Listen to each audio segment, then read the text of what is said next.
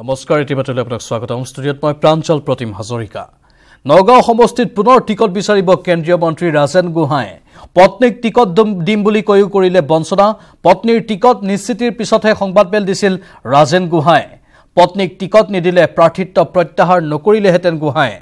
ৰাজেন গোহাঁইৰ নগাঁৱৰ ঘৰত সমৰ্থকৰ ভিৰ আৰু সমৰ্থকক দেখি আজি আবেগিক হৈ উচুপি উঠিল ৰীতানাথ গোহাঁই নগাঁও সমষ্টিত পুনৰ টিকট বিচাৰিব এতিয়া কেন্দ্ৰীয় মন্ত্ৰী ৰাজেন গোহাঁই পত্নীক টিকট দিম বুলি কৈও বঞ্চনা কৰা হ'ল বুলি অভিযোগ উত্থাপন কৰিছে ৰাজেন গোহাঁই আৰু এটা গেম চলিছে বুলি তেওঁ উল্লেখ কৰিছে সেই গেমটোৰ তেওঁ স্বীকাৰ হ'ল বুলিও কৈছে আমাৰ সাংবাদিক নীলোৎপলৰ সন্মুখত পত্নীৰ টিকট নিশ্চিতিৰ পিছতহে সংবাদমেল দিছিল ৰাজেন গোহাঁই পত্নীক টিকট নিদিলে প্ৰাৰ্থিত্ব প্ৰত্যাহাৰ নকৰিলেহেঁতেন বুলিও তেওঁ উল্লেখ কৰিছে ৰাজেন গোহাঁইৰ নগাঁৱৰ ঘৰত এতিয়া সমৰ্থকৰ ব্যাপক ভিৰ পৰিলক্ষিত হৈছে আৰু সমৰ্থকক দেখি আবেগিক হৈ উচুপি উঠিল ৰীতানাথ গোহাঁই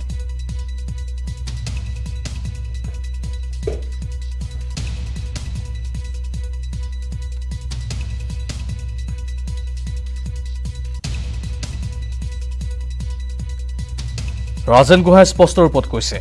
যে তেওঁক প্ৰতিশ্ৰুতি দিয়া হৈছিল যে তেওঁৰ পত্নীক টিকট দিয়া হ'ব নগাঁও লোকসভা সমষ্টিৰ পৰা প্ৰতিদ্বন্দ্বিতা কৰিবলৈ কিন্তু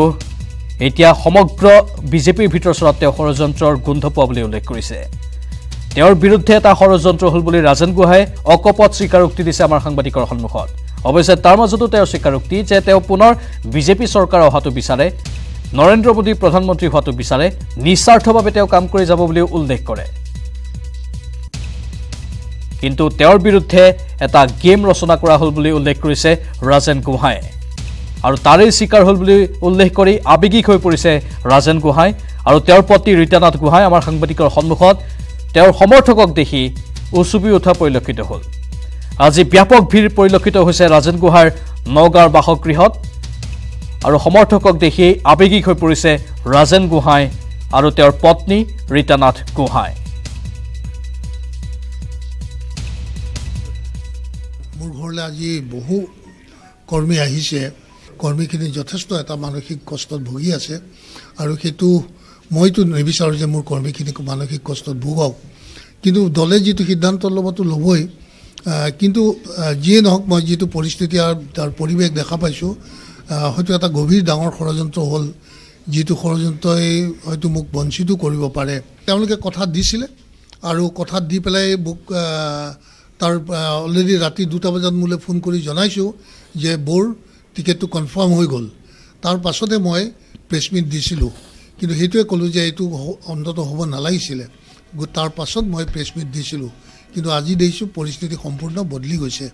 সেই কথাটোৱে মোৰ অন্ততঃ মনত দুখ লাগিছে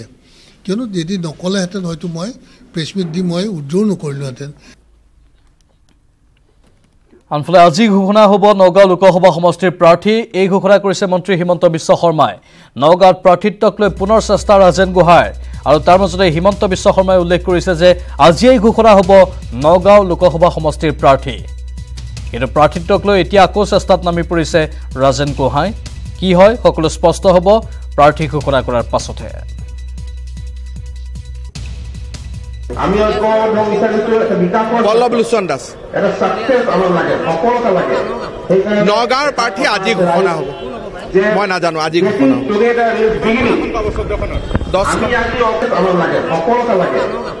নগাঁৱৰ প্ৰাৰ্থী আজি ঘোষণা হ'ব মই নাজানো আজি ঘোষণা হ'ব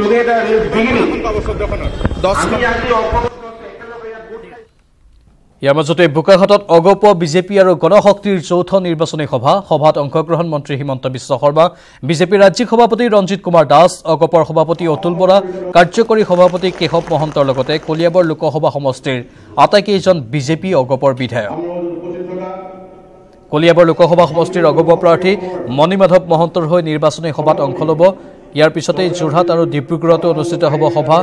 আনহাতে 27 মাৰ্চত তেজপুৰ আৰু লখিমপুৰত অনুষ্ঠিত হ'ব যৌথ সভা या বোকাখাটৰ দৃশ্য দেখুৱাইছো অগপ বিজেপি আৰু গণশক্তিৰ যৌথ নিৰ্বাচনী সভা অনুষ্ঠিত হ'ল এই সভাত অংশগ্ৰহণ কৰিলে মন্ত্ৰী হিমন্ত বিশ্ব শৰ্মা বিজেপিৰ ৰাজ্যিক সভাপতি ৰঞ্জিত কুমাৰ দাস অগপৰ সভাপতি অতুল বৰা আৰু কাৰ্যকৰী সভাপতি কেশৱ মহন্তই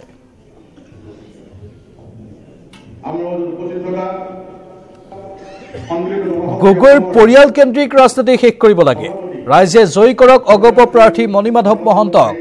বোকাখাতৰ অগপ বিজেপিৰ যৌথ সভাত এই আহ্বান অগপ সভাপতি অতুল বৰাৰ অতুল বৰাই স্পষ্ট ৰূপত কৈছে যে তৰুণ গগৈৰ পৰিয়ালকেন্দ্ৰিক ৰাজনীতি এতিয়া আৰু শেষ কৰিবৰ সময় আহি পৰিছে ৰাইজে জয়ী কৰক অগপ প্ৰাৰ্থী মণিমাধৱ মহন্ত এনেধৰণেই প্ৰচাৰ চলালে মণিমাধৱ মহন্তৰ সমৰ্থনত অতুল বৰাই এটা গ্ৰেটাৰ ইণ্টাৰেষ্টত আমি ঐক্যবদ্ধ হৈছোঁ মিত্ৰতাটো এবাৰ এতিয়াই নহয় অসম গণ পৰিষদে 2001তে মিত্ৰতা কৰিছিলে মিত্ৰতাটো ভাৰতীয় জনতা পাৰ্টিৰ লগত নতুনকৈ মিত্ৰতা কৰা নাই আগৰ পৰা কৰি আহিছে 2009ত 16 চনত ৰাজ্যসভাৰ সাংসদৰ নিৰ্বাচনত গতিকে মই ভাবোঁ যে এই মিত্ৰতাই আমাক অধিক শক্তি দিব আৰু কংগ্ৰেছ পৰাভূত আমি আশাবাদী আনফালে মোদীক পুনৰ প্ৰধানমন্ত্ৰী কৰাৰ স্বাৰ্থতে অগপৰে পুনৰ মিত্ৰতা হৈছে বোকাখাতত অগপ বিজেপি আৰু গণশক্তিৰ নেতৃত্বই একেলগে নতুন ইতিহাস সৃষ্টি কৰিলে বোকাখাতৰ অগপ বিজেপিৰ যৌথ সভাত এই মন্তব্য মন্ত্ৰী হিমন্ত বিশ্ব শৰ্মাৰ কলিয়াবৰত অগপ প্ৰাৰ্থী মণিমাধৱ মহন্তক জয়ী কৰাবলৈ বিজেপি আৰু গণশক্তিৰ কৰ্মীৰ দায়িত্ব আছে বুলি মন্তব্য কৰি এই নিৰ্বাচন অসমীয়াৰ অস্তিত্ব ৰক্ষাৰ নিৰ্বাচন বুলি কয় হিমন্ত বিশ্ব শৰ্মাই 3 দিনৰ ভিতৰত সমষ্টি পৰ্যায়ৰ সভা অনুষ্ঠিত কৰাৰ লগতে বুধ পৰ্যায়তো যৌথ সভা অনুষ্ঠিত হ'ব বুলি মন্তব্য কৰে হিমন্ত বিশ্ব শৰ্মাই লগতে পুত্ৰমুহত বন্দী তৰুণ গগৈয়ে আজবলক আকোৱালি ল'লেও বিজেপিয়ে কেতিয়াও আজবলৰ লগত মিত্ৰতা নকৰে বুলি স্পষ্ট কৰে মন্ত্ৰীগৰাকীয়ে অসম গণ পৰিষদ দলে প্ৰতিদ্বন্দ্বিতা কৰিব ভাৰতীয় জনতা পাৰ্টি আৰু মিচিং গণশক্তিয়ে সম্পূৰ্ণ সহযোগিতা কৰিব কলিয়াবৰ আসনখন কংগ্ৰেছ দলৰ লগত আছে সেই আসনখন আমি মিত্ৰগোষ্ঠীলৈ আনিবৰ বাবে যৎপৰোনাস্তি চেষ্টা কৰিম আৰু আমি আশা কৰোঁ যে আমি সফল হ'ব পাৰিম বদৰুদ্দিন আজমল আমাৰ ৰাজনৈতিকভাৱে তেওঁ যাতে অসমত গা কৰি উঠিব নোৱাৰে তাৰ বাবে আমি যি কৰিব লাগে আমি কৰিম